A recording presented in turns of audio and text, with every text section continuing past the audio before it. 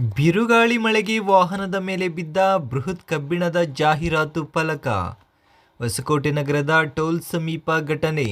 ಬಿರುಗಾಳಿ ಮಳೆಯ ಪರಿಣಾಮವಾಗಿ ಹೊಸಕೋಟೆ ಟೋಲ್ ಸಮೀಪದ ರಿವೆ ಎಂಫೈರ್ ಹೋಟೆಲ್ ಬಳಿ ಬೃಹತ್ ಜಾಹೀರಾತು ಫಲಕ ಉರುಳಿ ಈಚರ್ ವಾಹನದ ಮೇಲೆ ಬಿದ್ದ ಘಟನೆ ಗುರುವಾರ ನಡೆದಿದೆ.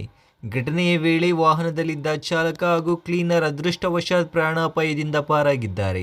ಇನ್ನು ಫಲಕ ಬಿದ್ದ ಪರಿಣಾಮ ಕೆಲ ಕಾಲ ರಸ್ತೆ ಸಂಚಾರ ಅಸ್ತವ್ಯಸ್ತಗೊಂಡು 1 ಗಂಟೆಗೂ ಹೆಚ್ಚು ಕಾಲ ವಾಹನ ದಟ್ಟಣೆ ಉಂಟಾಯಿತು. ಇನ್ನು ಸ್ಥಳಕ್ಕೆ ಪೊಲೀಸರು ಹಾಗೂ ಸಿಬ್ಬಂದಿ ಭೇಟಿ ನೀಡಿ ಜಾಹೀರಾತು ಫಲಕ ತೆರವುಗೊಳಿಸಿ ಸಂಚಾರವನ್ನು ಸುಗಮಗೊಳಿಸಿದರು. ಇನ್ನು ಘಟನೆ ಸಂಬಂಧ ಯಾವುದೇ ಪ್ರಾಣಹಾನಿ ಸಂಭವಿಸಿಲ್ಲ ಎಂದು ತಿಳಿದು ಬಂದಿದೆ.